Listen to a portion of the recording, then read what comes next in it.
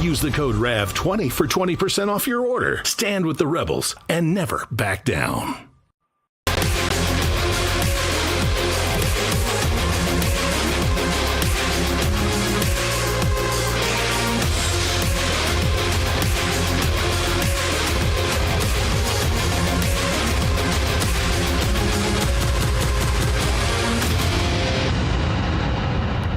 Good evening, America. Happy Monday. Welcome to the latest edition of Just the News, No Noise. I'm your host, John Solomon, reporting to you as always from Washington, D.C. in the WiredToFishCoffee.com studios.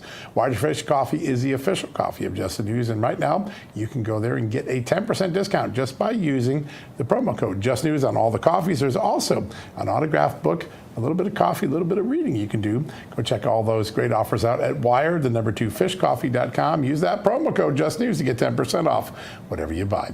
All right, another day in Washington, another lie exposed. For much of the last several weeks, we have been hearing from the legacy media that Donald Trump was underperforming Joe Biden when it came to deportations. That in fact, Joe Biden's last year had a higher rate of deportations than Donald Trump has achieved in his first 3 months in office. There's just one problem with that story. The statistics are a little bit rigged. Well, actually, just outright inflated. Let me tell you how. In the last year, Joe Biden was counting all turnarounds at the border, meaning people that showed up at the border, didn't get to the interior country, and the Customs and Border Protection Agency said, go back home. He was counting those as deportations. In fact, 80% of all of the deportations that Joe Biden took credit for were actually just turnarounds. People who had not gotten to the interior country, were in the border region, and got sent back home by the Customs and Border Protection. Now, take that statistic out and then match President Trump to President Biden, and guess what? Donald Trump is outperforming Joe Biden on deportations by a margin of 5-1. So don't trust those media the next time you hear that, at least not the legacy media. Trust Just the News and Real America's Voice. We've got some other news for you. I want to just touch on this briefly. Tomorrow, President Trump will come face to face with the Prime Minister of Canada. And he is an interesting fella, as you will wake up to in the morning. We'll have a story here at Just the News.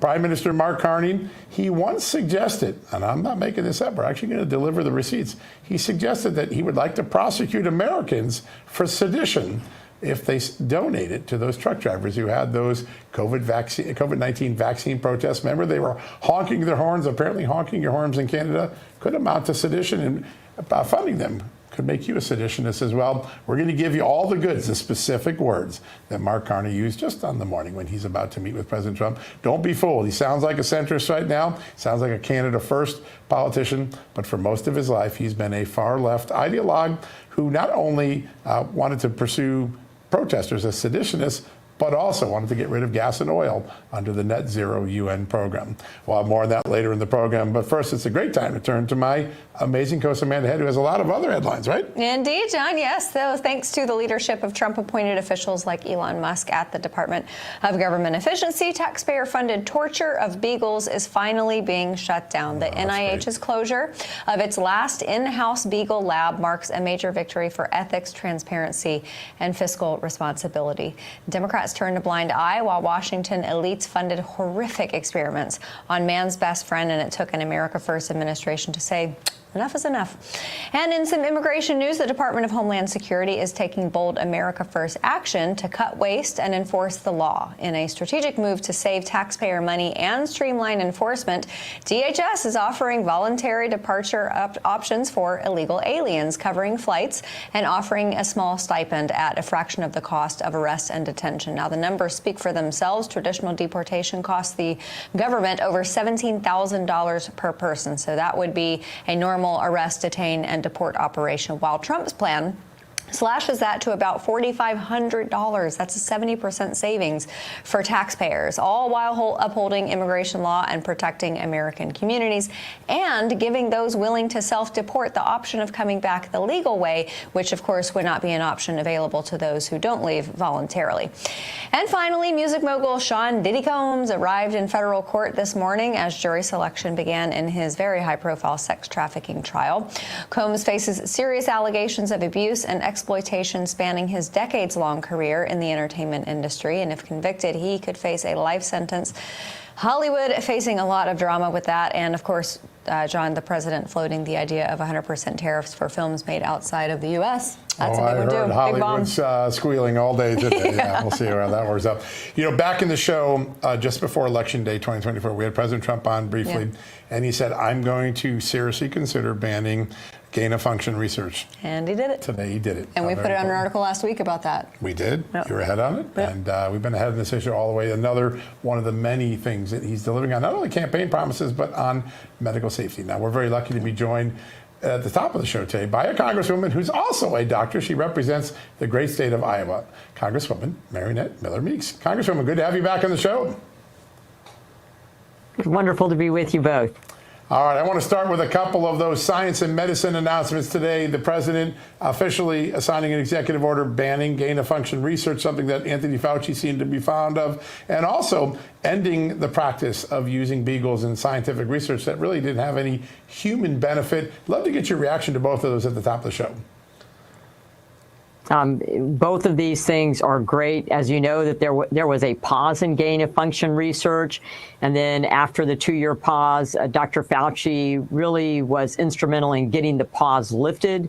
And we, of course, now know that's because there were grants going to EcoHealth, which was supporting gain-of-function research, and Wuhan Institute of Virology in Wuhan, where the SARS-CoV-2 virus originated from. So no surprise there. As far as the beagles, I still remember very fondly Uno, winning the Westminster. Great that they have stopped the medical research of these animals, these beagles. These were fatal experiments, fatal experimentation. And I'm surprised it took this long, but kudos and props to President Trump for both ending gain-of-function research and ending this type of animal experimentation. Congresswoman, I heard from someone at White Coat Waste told me that PETA sent flowers to Dr. Jay Bhattacharya in the wake of this decision. Now, what I heard from White Coat Waste is that PETA had virtually nothing to do with this. In fact, PETA actually criticized their work in trying to get this stopped. But putting all of that aside, is there a chance that when it comes to animal rights advocacy, which a lot of people I think associate with the left side of the aisle, maybe there's a coming together of minds? Well, we certainly passed animal cruelty laws in the state of Iowa. This is something that is a bipartisan issue. Nicole Malliotakis, one of the representatives I work with, who's from New York, is a strong advocate for, the humane treatment of animals. And so, yes, I think that you'll find that, anytime there is animal research, there has to be precise indications for what we hope to gain, and why it needs to be done with an animal.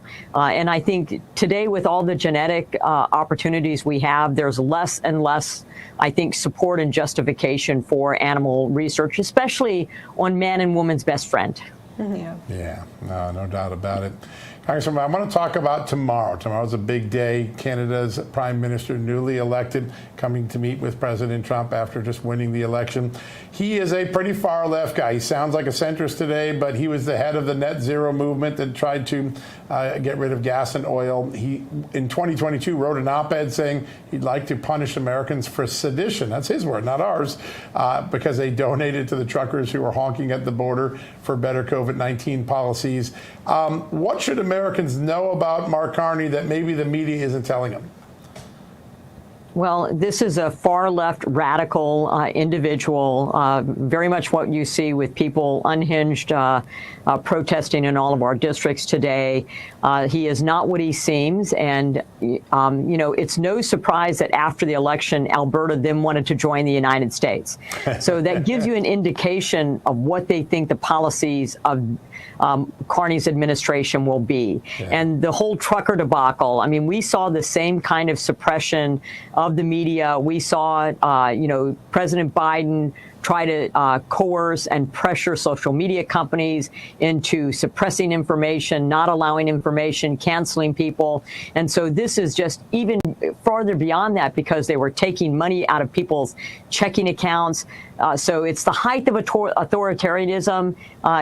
Democracy is alive and well in the United States, as is free speech, as is freedom of association, but I'm very concerned about Canada. So I think tomorrow's meeting is going to be extremely interesting. I wish I wasn't so busy so I could watch part of it.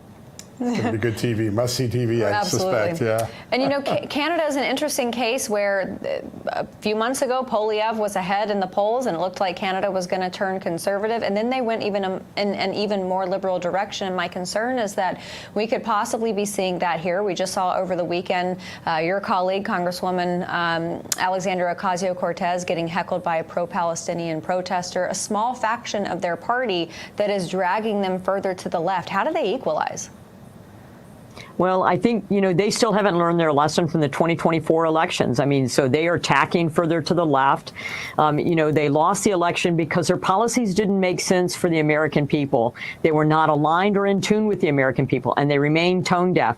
You know, oligarchy, fight oligarchy. Number one, most people don't know what oligarchy is. And even if they knew what it is, that's not what's happening in this country. I had a woman sitting in my office waiting to see me. And when I came in and met with her very calmly, and she said she was concerned about democracy, and I said, well, Senator Bernie Sanders came to my district to heckle me, to antagonize me, and to motivate people to protest me. I said, there are protests going on. There are, you know, fake town halls going on for people to heckle and jeer and boo. And I said, all of this is happening. I fully support people's right to free speech, right to freedom to associate. And that tells you this is happening in this administration, contrast to the Biden administration, and it tells you democracy is alive and well in this country and in the Trump administration. It's a great point. Actually, the fact that it's tolerated shows you that democracy is alive and well, even if we don't agree with it. Congresswoman, Yes. Earlier today, Pete Hegseth, the defense secretary, announcing that he wants to cut the top ranks of the military uniform officers. I think by 20% was the number I saw in the announcement. There is some question about whether the Pentagon's become top-heavy over the years. A lot of 4 stars, a lot of 3 stars. But meanwhile, the military itself fell farther behind on recruitment, fell farther behind in readiness. You served our country so bravely for a long time. Your thoughts on where Pete Hegseth is headed with the Pentagon, specifically with this cutting the overhead a little bit? Well, first and foremost, I think like all large organizations, and these are private businesses as well, you become top heavy over time. You become heavy in management. And so it's difficult for people to move up the ranks into those slots. So I think a very thoughtful review of you know, what the ranks are, what the status is, what they're doing, how they're contributing, and how are they really helping us to be, you know, warrior ready? Are they helping us to do the job that we need to do, to be ready, to be prepared, to be in a position that we can go anywhere at any time? And I think that careful review is being done by Secretary Hegseth, also a great military veteran. And this may help people in the lower ranks to move up, which I think is very important because they bring a different energy, a different dynamic. They bring wartime experience with them as they go forward. So I think careful review is certainly warranted. And I'm you know, interested to see it. I'm one who, with the disastrous, incompetent withdrawal from Afghanistan that cost 13 young men and women their lives, 13 new Gold Star families. At that time, I called for the resignation of General Milley, Secretary Austin, and Secretary Blinken. They've never been held accountable for their actions. I can tell you, as a nurse in the Army, going up against my superiors, which then got me called into the Chief of Staff and got me in trouble, you do the right thing. You protect your servicemen and women.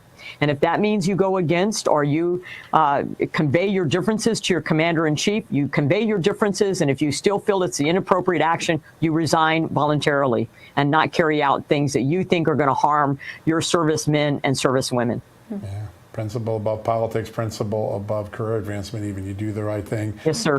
Congresswoman, you are a great example of that in Congress. You're always working on the front lines, and you always put common sense, as all the great Iowa politicians do, at the forefront of all you do. Great to have you on the show today. Thanks for joining us. Wonderful to be with you. Thank you. Yeah, we enjoy you so much. All right, folks, we're going to take a quick commercial break. When we come back, a lot more to talk about in this science and medical world, and what better person to have than Dr. Peter McCullough going to be joining us right after the commercial break.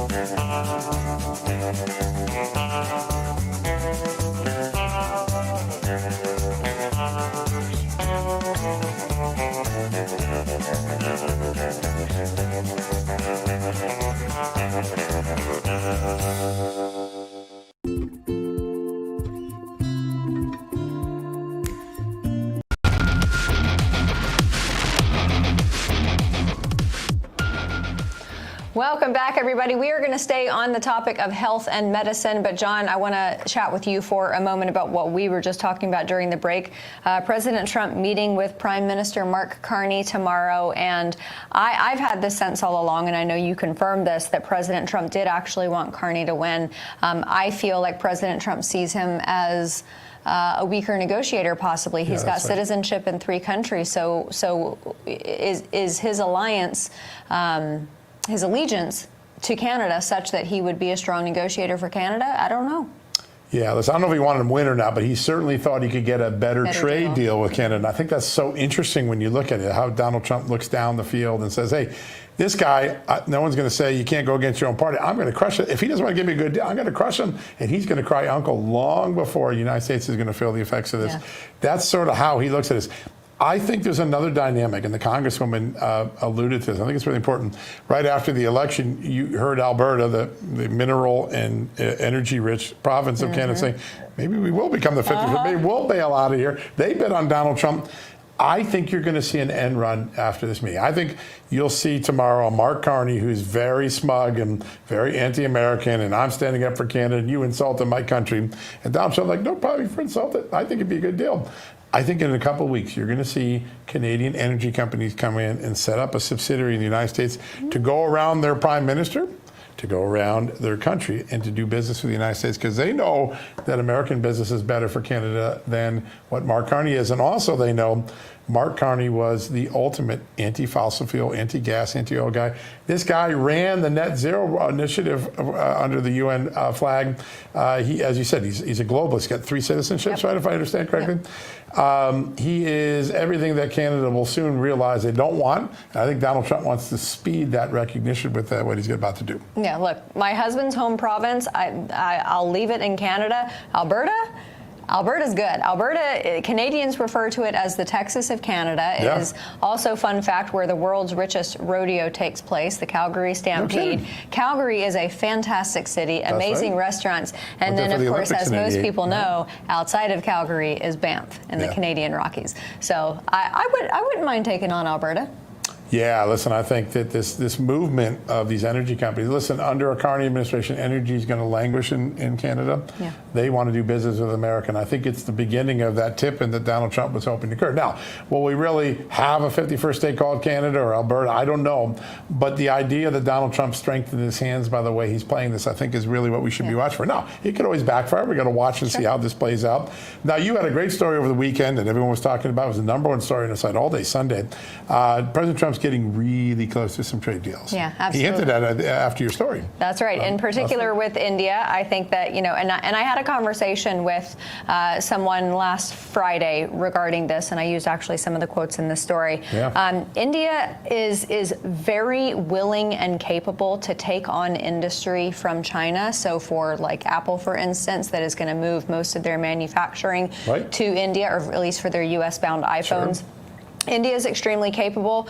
They also understand the situation that the United States has been put in ever since COVID with respect to PPE equipment and especially pharmaceuticals. They are ready and willing to take over that. And I found this out. India is the youngest population in the world. It's amazing. So they have all of these young citizens who are ready to work in the tech sector and move that along for the nation of India. Now, one of the sticky points, and I imagine this is going to be a part of the conversation that President Trump has with Modi, is the intellectual property conversation, because India has been on a list of about 20 nations that are that are high risk for IP theft. So I think that's going to be a big part of the deal. I want to fling one more at you, since we were talking about our country north of the border. South of the border, I think, is where a lot of these deportations are going to head. The notion of $1,000 stipend and a trip back home saves a lot of money. Yeah, that's it. Do it the most efficient way. Whatever you can do to get this. It doesn't have to all be by force. It doesn't all have to be by massive at taxpayer expense. Let's see how many people do. And he's incentivized them, right? Which is, not only do you get a ticket and $1,000, but you won't be penalized if you come back in the country as having illegally entered. You'll get a chance to lawfully enter the next time. That's very compassionate. It keeps families together. It keeps the possibility of not being locked up in a nice detention center, a very important part of it. I think it's going to play well in the border thing. I know we're trying to get Dr. Peter McCullough. I don't think we've had luck connecting with him yet. So we have. Okay, perfect. Let's bring him in. No, I don't think we have him yet. No, do we? Oh, we don't. Yeah. Oh, we do. He's right there. All right. Fantastic. Perfect. There he is. Hi, Dr. McCullough. Thank you so much for being here. Thank you. We overcame the tech issues. Great to be on. Perfect. Awesome. Good. Okay, here in Washington, stuff is blooming out the yin-yang. Pollen is everywhere. I hear so many people sniffling and snarfing and coughing and huffing. And then I hear about people getting the flu, but it seems like people are a little bit more reticent regarding the flu vaccine. Are we all in good shape to just kind of slide through and hope that our bodies take care of it as far as our immune system? It was a particularly severe flu season. It's essentially over. The flu vaccines didn't work. That's one of the reasons why we had a higher case count. But people are through this now. We recommend nasal sprays and gargles twice a day. Wellness Company has Immune Mist. That's fine to use. Everybody should do it twice a day. I just flew yesterday on the airplane. Let me tell you, 300 people on the airplane, somebody is carrying a virus. Definitely true. Definitely true. That's what makes those products so great. Yeah. So you've been talking about some interesting new developments. It used to be a dirty I word, ivermectin, but today it's coming back into fashion the way it used to always be. Ivermectin and Delazole.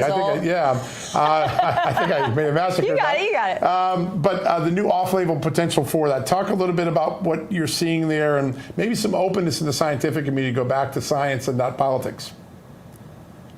First, let's take the on-label use of ivermectin and mebendazole. They're antiparasitics. The CDC has been telling us for years that parasite infections are probably underdiagnosed in Americans, particularly sushi eaters, people traveling. We have so many different circumstances. So those drugs are indicated for parasitic infections, or even what's called a parasite cleanse when they're suspected and we can't nail down the genus and species. But the off-label use now, based on growing amounts of critical information, is actually in cancer care once everything else has been done in terms of conventional treatment.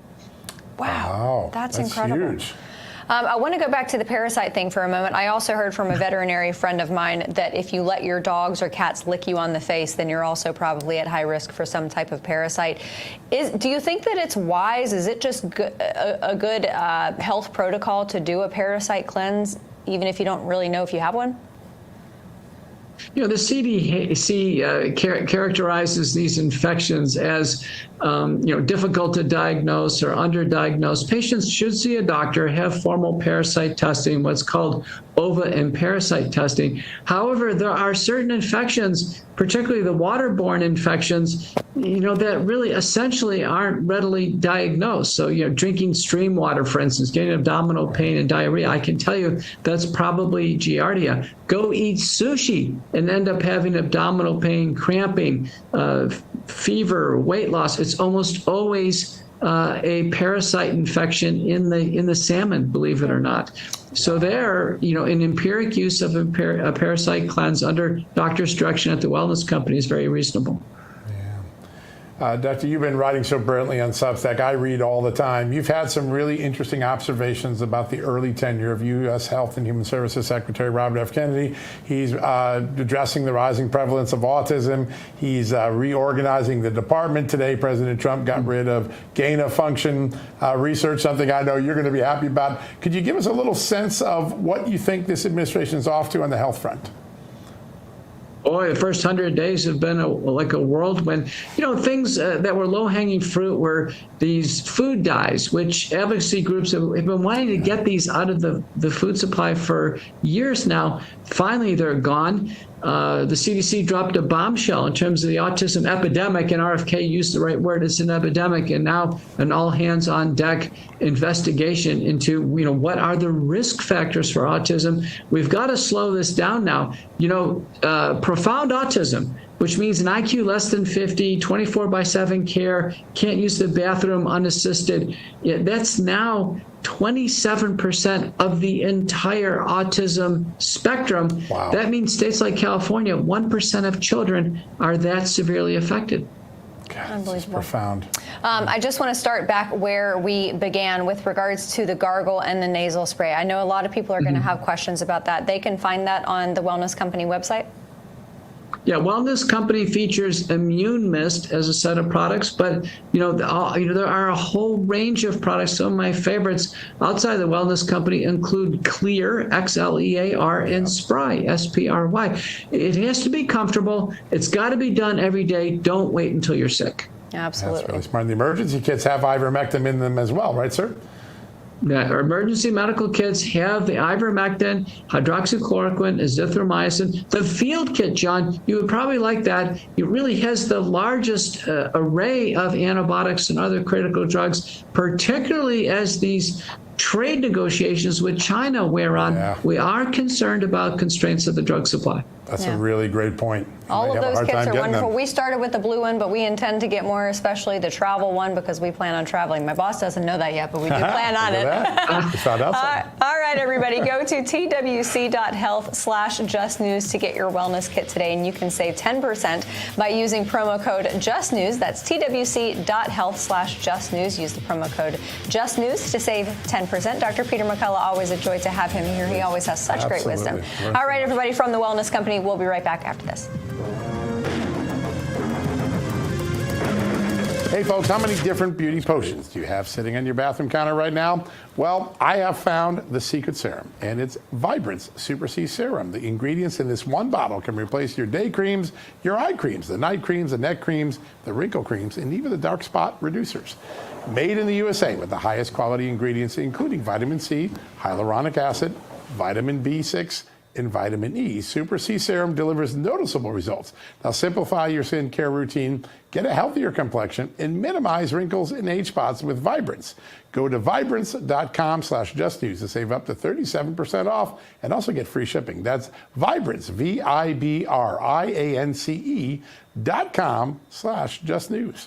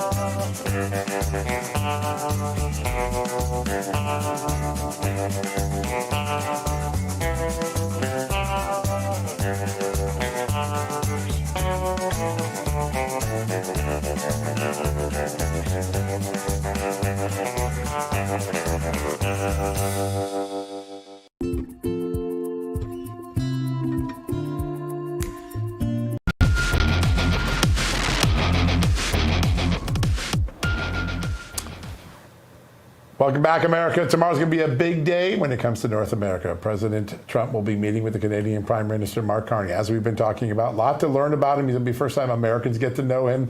Probably going to be a pretty colorful meeting, if I have a guess. But beyond the politics tomorrow, there are significant issues that join our two countries together. Here to discuss that and the opportunities and the challenges ahead is the Executive Director of the Center for North American Prosperity and Security, Jamie Tronis. Jamie, great to have you here. Thank you for having me. All right. I think tomorrow you're going to see two leaders pretty dug in on where they are. They might be cordial in public, but behind the scenes there's going to be some arm wrestling. If there isn't an obvious deal to be made between the two, where do places like Alberta, the energy industries that rely on America, where do they go? What things can they do to keep a constructive dialogue in business going? Yeah, I mean, the businesses, especially the energy sector, is going to be watching this meeting extremely closely. I don't think Canadians have watched anything so intently since a playoff game. Yeah. You know, it's a real nail biter, and people are really tuning in tomorrow to see how this goes. But that being said, I think the energy sector has some very legitimate concerns, particularly when it comes to the promises that Mark Carney has made. And, you know, the number of pipelines that the Liberals have canceled just over the last 10 years, the lost Liberal decade, as many refer to it, really is a test for Mark Carney to show that he's different than Justin Trudeau. Because from what a lot of people were seeing on the campaign trail, he really didn't seem all that different from Justin Trudeau. And a lot of the same cabinet ministers are still the same people that are in cabinet. So I know that we're going to have to see what Canadian energy businesses do, if they're looking to maybe move some of their drilling, and how they start exploring things, and where they're going to look to move their product if we can't build pipelines anymore in Canada. That's a good point. Yeah. Do you anticipate that they could bring subsidiaries to the United States and then maybe straddle the border or even come over completely? Certainly they could bring subsidiaries, and in fact a lot of them are already transnational companies, and a lot of them are already shipping natural gas, oil, LNG across borders as I sit here, you know, enriching our two nations and keeping the lights on, and I hope that that continues. I sincerely do, because it's for the better of our both countries, and it keeps us as a North American power strong. Yeah, we need each other. I mean, the truth of the matter is we work better as a continent when we're America and Canada are functional. There is a lot of talk, and I didn't know this until last week or so, a lot of talk and excitement inside the Trump administration, particularly the Energy Department, on the possibility that maybe, even with all these differences now between Trump and Carney, that a natural gas pipeline coming from Canada, coming all the way down maybe to Houston, is a possibility. Are you seeing any of that in the research you're doing? Yes, absolutely. I think that Canadians really need to get the natural gas to market. And if Carney cannot get it together to build a gas pipeline or an energy corridor in Canada, why wouldn't we ship it to the United States? It's our biggest economy. It's our biggest market. Americans buy a lot of natural energy from Canada from various different sources. Right. Natural gas shouldn't be any different. So I think there's a strong will amongst the people, particularly in my province, which you were talking about Alberta, earlier. Right? Yeah, of Alberta, to bring that natural gas to market. Yeah. You guys have really good beef in Alberta, too. I hear a lot of people making the argument about timber because we don't want deforestation, any more deforestation here in the United States. So timber is a part of the conversation as well, I would suspect? Yeah, absolutely. Timber is a big issue, and particularly because some of the types of trees that we have in Canada really don't grow well in the United States. And the different qualities of lumber, I mean, I could get into all of that, but it is really important that that the United States have access to quality timber for the variety of different building projects that America really needs to start kickstarting now when we have the builder in the office. Exactly, a builder in the office, so you need the raw materials. Yeah, so important. A lot of people were talking, including the Congresswoman at the top of the show, that Carney has a problem in Alberta, particularly your home province. There's even talk of succession, not to join the United States, but simply to say, hey, we might have to go on our own if this liberal policies continue. That creates some complications for Carney, doesn't it? It absolutely does. You know, Carney has been saying and he kind of got caught during the campaign doing this. He was saying never build a pipeline in Quebec. He's had a discussion with the Bloc Québécois. From what I understand, they've They want to keep him to his word that he will not build any new pipelines or energy corridors through Quebec. But that means that Alberta can't get its product to market. And Albertans have suffered. We've had 10 different projects canceled just in the last Liberal decade alone. Crazy. And it's time to start getting that product out. And if Canada isn't going to do it for Alberta, then Alberta's going to have to start thinking about what does that mean for us? Yeah, and so that's a lot of political pressure for Mark Carney to balance, not just the discussions here with the United States, but how does that function back home? How does he keep Canada united and strong and willing to negotiate as a whole? It's really difficult. So I will be watching very closely tomorrow. That's going to be fun. Obviously, this meeting tomorrow, tariffs, trade deal, main purpose of the meeting. But I want to rewind to the original purpose of the tariffs. Immigration from our northern border. Do you think that's going to be entered into the conversation or the record tomorrow? It's possible. Immigration actually from Canada for the previous time during Justin Trudeau, the last 3 years of Justin Trudeau's prime ministership, it had increased. There's illegal crossings that had increased 600% in 3 years. That's amazing. Now, of course, it's not the issues that we had at the southern border, but you would expect more from the northern border from your neighbors. And I had an op-ed in the Wall Street Journal about this that talked about this very issue. Now, that immigration has kind of flipped a little bit. Canada had gotten the message and started to cut back, but still we're seeing people crossing the border. It has been diminished, especially in provinces, again, like Alberta and also Ontario, where they've really kicked up their border patrols and have hired Blackhawks and finally gotten things going to do the right thing and really be a strong neighbor. So important. Jamie, how can people follow what you do? Your think tank is so important. Thank you. Yes, you can follow us at snapssynapse.org. How about that? That's easy to remember. Great to have you here. We're going to need to rely on you a lot over the next year. A lot of big things coming up, but good to have you here, Kate. Thanks for joining us. Thank you.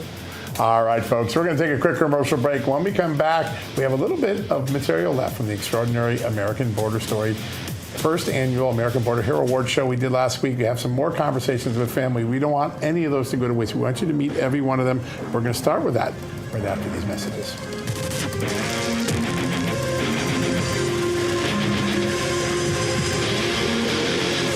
Hey, America, for decades, you've worked hard, paid your taxes, and stood by the values that built this great nation. Honesty, accountability, and, of course, faith. But now you're seeing a government that's bloated, reckless, and in many cases, completely unaccountable. The good news, you're not imagining it, and you're not alone. President Trump is back in the White House, taking on unfair trade practices, fighting waste and fraud, and boldly reaffirming our Christian foundations. But even the strongest leaders need support from the people. That's why I recommend AMAC, the conservative alternative for Americans 50 and over who still believe in truth, transparency, and the Constitution. For just $16 a year, you'll receive the AMAC magazine, access to exclusive money-saving discounts, and become part of a community that's holding government accountable. Now go join today at amac.us/justnews. Again, that's amac.us/justnews. Facts matter, your voice matters, and with AMAC, they're both being heard.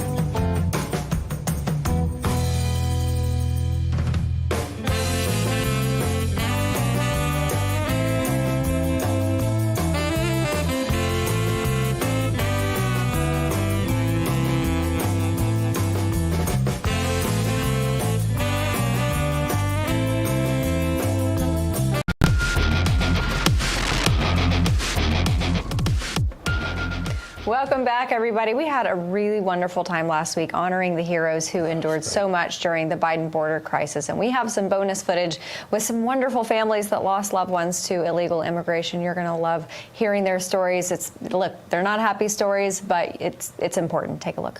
Thursday and Friday, we had the Extraordinary Award event here in Washington. I wanted to keep the conversation going into another week because we shall and should never forget the sacrifices and losses that the Biden era of border insecurity created for this country.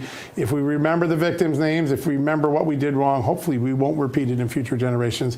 We've got another special segment here today on this Monday to get it kicked off. 5 more extraordinary angel parents who lost loved ones in the course of this extraordinary tragedy. I want to introduce you to them. We're going to go around the horn quickly, and then we've got an extra parent out in the audience with my amazing colleague, Amanda Head. Starting to my right, Anita Puckett. Good to have you here, Anita. Thank you. Right next to her, a familiar face, April Babcock. We were together about a year ago with the fentanyl special. Your story is so powerful. I'm really looking forward to talking about it again. Jackie Long. Good to have you here. First time. I can't wait to hear from you. And then Jody Jones. Good to have you here. Jody, I want to start with you. And we'll come this way around. We'll come back around. Tell us about your family. What happened? What should we know? You know, I want to thank the American Border Story and Real America's Voice first of all. Okay, and if it wasn't for you guys, we wouldn't be here. You know, and telling our family stories. But I don't want to really tell you about how my brother died. I want to tell you about how he lived. Yeah.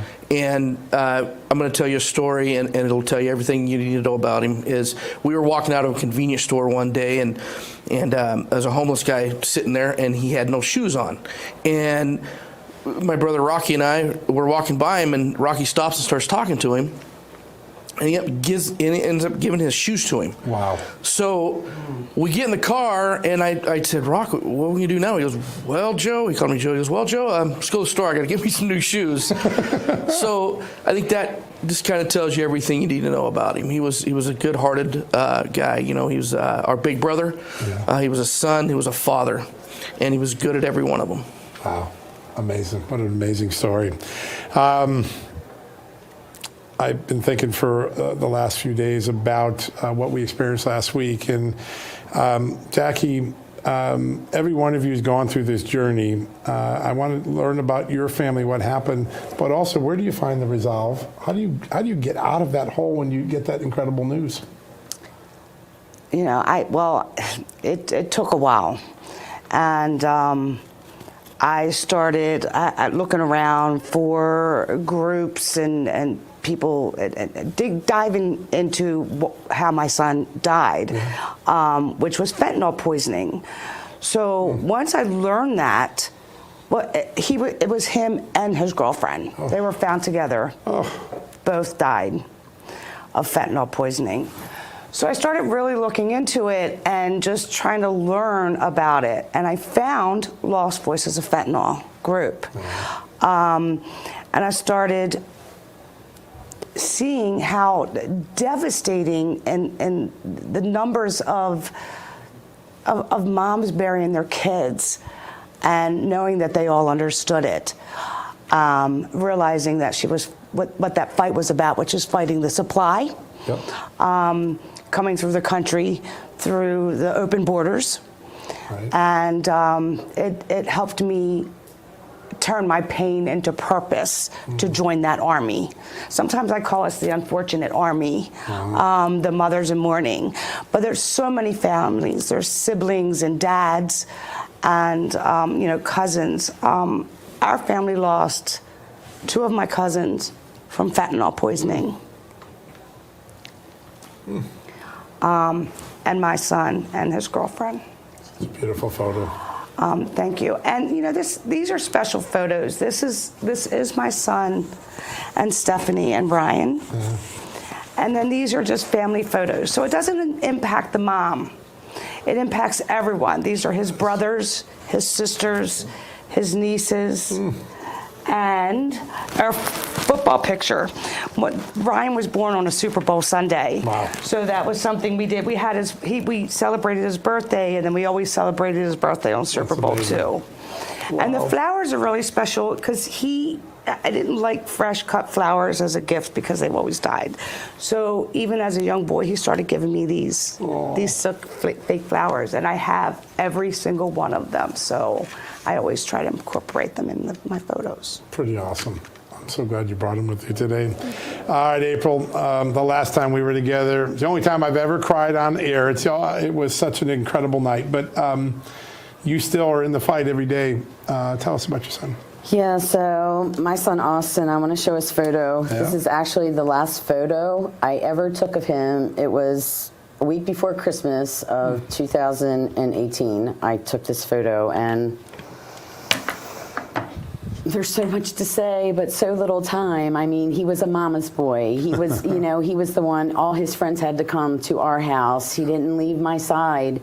And I'll never let how he died define him. There's so much stigma behind drug use. Right. But you know what killed my son? I did for 20 years of my life, John, and I'm alive because fentanyl wasn't in the drug supply. That's right. I'm not saying it's a good choice to go out and use illicit drugs. My son, it was cocaine. I'm not condoning that. I'm not saying it's a good choice, but people should learn from mistakes, not die from them. And people that do suffer with an SUD should have an opportunity to get sober. And now with fentanyl, they're just dying. No I mean, it's like they're running. There's been stories where some morgues have ran out of freezer space and they had to have the trailers come in. I mean, we're running out of body bags here. This is not normal, but yet it's a very common story. Wiping out a whole generation of young Americans. It's the #1 cause of death in that age group. Absolutely, and it's just not normal, but very common. Last time I heard you remind me of this, it's not an overdose, it's a poisoning. It's a poisoning. It was intended to be a poisoning. I mean, there is zero safe dose of illicit fentanyl. That's and right. actually there's no safe dose of any illicit drug.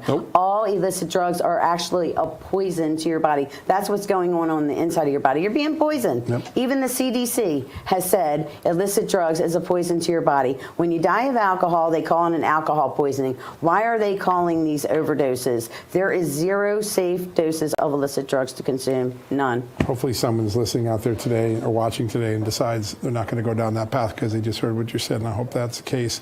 Anita, tell us how your life got turned upside down.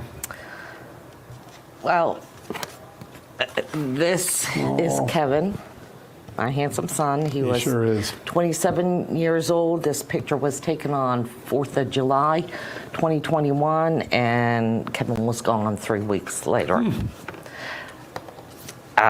You know, and I think that Kevin's not the only victim of fentanyl poisoning. His whole family is, you know, his brothers, his sisters, his grandparents, you know, and concentric so there's so circles many. of loss. Yeah, so for every 100,000 in this country that are dying from fentanyl poisoning every year, you can triple that. It's 300,000, 400,000 people are victimized by it. Yeah, you're right. So. Yeah, well, thank you for all allowing us to look and see what it does, and also what it looks like to get off the mat and make sure it doesn't happen to someone else. You care that much to do it. We've only got about a minute left. I want to go quickly down the road backwards. I want to start with you, Anita. What's missing from the equation? What can we do better? Well, I think we're off to a really good start this year. So many things that we wanted are happening now. You know, number one, cartels being labeled as foreign terrorist organizations. Yeah, big moment. You know, of course, there's more to do. The border's being secured. That's helping to, you know, control the flow of the drugs in the country some. You know, one thing I would like to see is harsher penalties on dealers. I would like to see them held accountable when they cause a death. And, you know, they're going that way, but not all states. The state of Maryland, Feds may have to do it. State of Maryland, far and in between, do you see that happen? April, what do we I know need? you said real quick, so we need fentanyl education and awareness in all schools, starting with kindergarten. That's right. We're using babies, toddlers, 4th graders, 5th graders, 6th graders. We need that education, all schools throughout America, and really we need to start collecting real data. They're still not testing everyone for fentanyl, and everybody laying in a hospital bed with hypoxic brain injuries that are in there because of illicit fentanyl, that's, when they're breathing on their own, so they end up dying from bed sores, infections, pneumonia, and that's how it's being calculated. So we don't have real data for these numbers. We don't, and we don't ever want a young kid picking up a pill on the floor in a hotel somewhere. No, and it's happening. It's happening. It's happening every week. We're losing toddlers every week. It's insane. All right, Jackie, what are we missing? Really, what they said, the foreign terrorist organization, fighting the supply. Yes, we do need more penalties and harsher penalties. And Maryland is such a tough state to get law enforcement or giving them the tools to be able to get the job done. So, hopefully we're moving in a better direction. And I think we're off to a good start, as Anita said. Jody, last word from you.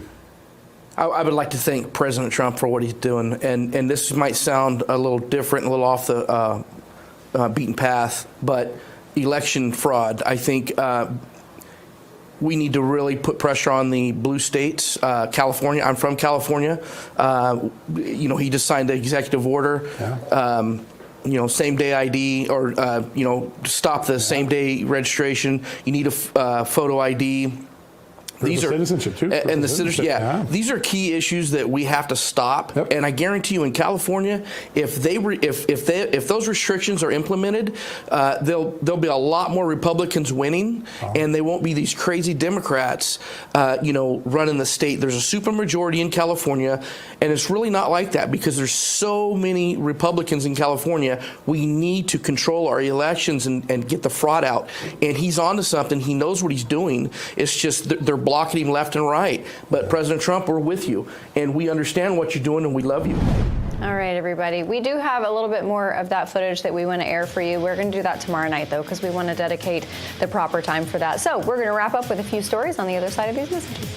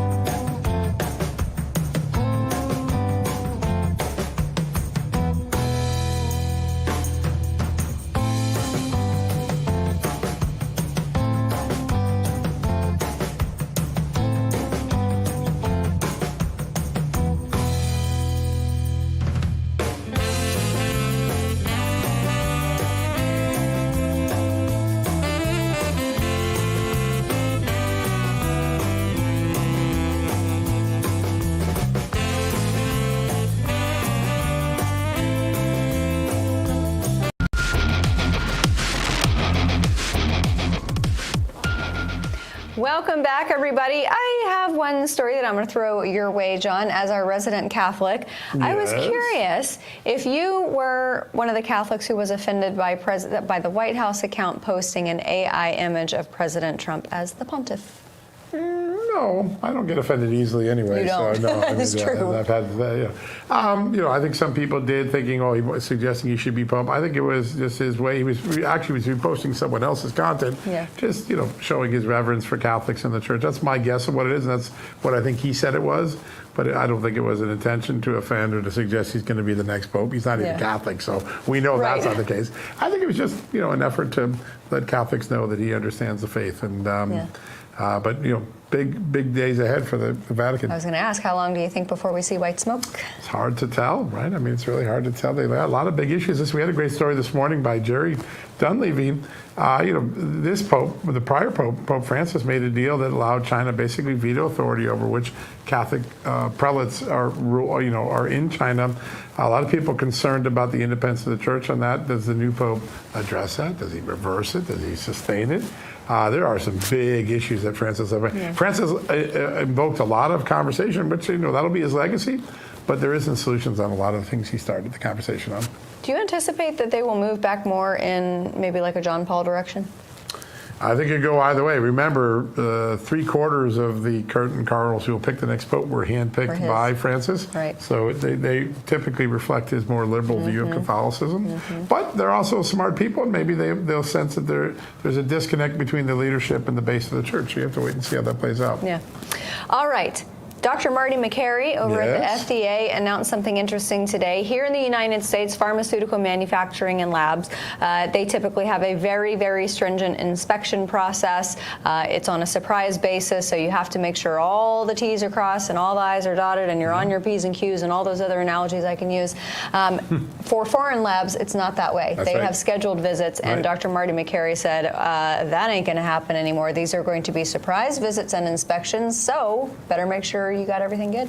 We should treat foreigners who want access to the market the same way we treat Americans who have access to it. I think it's good. It's just a fairness issue, and it'll probably result in much better safety. Yep. All right. I did just see something a few minutes ago. Michael B. Jordan, filmmaker in Hollywood, was named in the first day of the Diddy trial, and I imagine that they're probably starting with the smallest fish and maybe going towards the biggest, so we'll see if Diddy has a whole lot more to say, because he says he's ready to take the stand. Canadians are going to be watching Donald Trump. Most Americans are watching. Going to be watching Diddy. That's right. That's how that's working here, yeah.